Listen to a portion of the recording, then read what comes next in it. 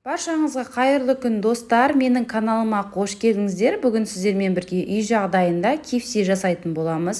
Ешқандай көшеден сатып алмайық, үй жағдайында осылай жасап көріңіздер. Дәл менің рецептіммен өте дәмді, сочный, мощный, қытырлап тұратын болады.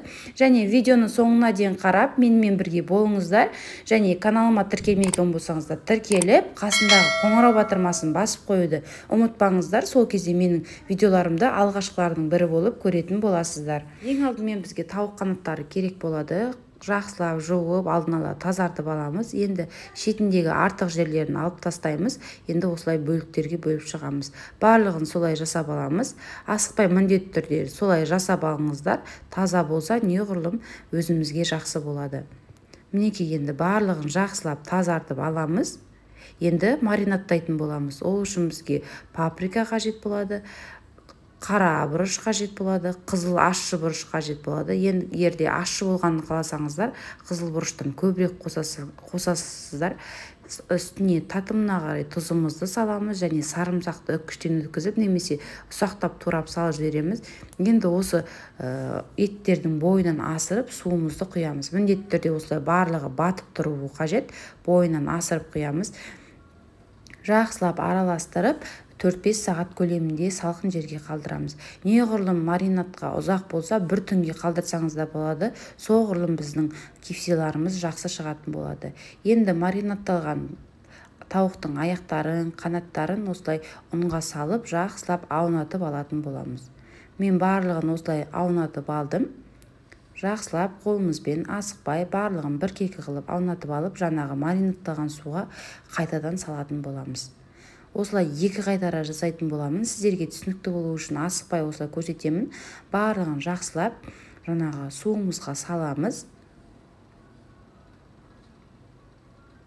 Міндетті түрде осылай жасаңыздар.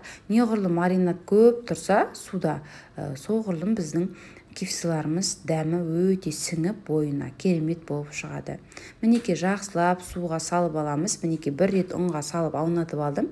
Енді қайтадан жаңағы маринад суға саламыз. Және осындай сүзгіштің көмегімен жақсылап барлық суын сіңіртіп аламыз. Енді қайтадан екінші рет ұнға аунататын боламыз. Мінекей қолымызбен жақсылап барлық жеріне ұнымызды тигізіп аунатып аламыз. Енді жаңағы сүзгіштің көмегімен жақсылап сүзгіштен өткізетін боламыз. Яғни жақсылап сілкілеміз, ұнымыздың бәрі сіңіп жақсы болып шығады. Мінекей осылай дайын болады. Енді осыны майымызды алдын ала қыздырып, тауықтың аяқтарын, қанаттарын жақсылап қызып тұрған майда орташа отта қыздырып, жақсылап қуырып алатын боламыз. Майда қатты қыздырсаңыздар, қатты отқа қойсаңыздар, сырты күйіп, арасы піспей қалуы мүмкін. Сондықтан орташа отта асықпай екі беті қызарғанша жақсылап қуырып алатын боламыз. Достар, менің каналымда түрлі тағамдардың, түрлі тәттілердің рецептісі бар.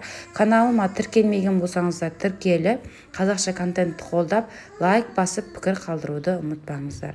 Мінекей барлығын жақсылап, осылай жасап алдым. Енді дастарханға ұсына берсеңіздер болады. Қалауларыңыз бойынша кетчуппен немесе сырный соуспен ұсынсаңыздар болады. Міндетті түрде дәл осы менің рецептіммен жасап көріңіздер. Құрамын толықтай описание бөліміне қалдырдым. Сұрақтарыңыз болса, комментарий бөліміне қалдырсаңыздар болады.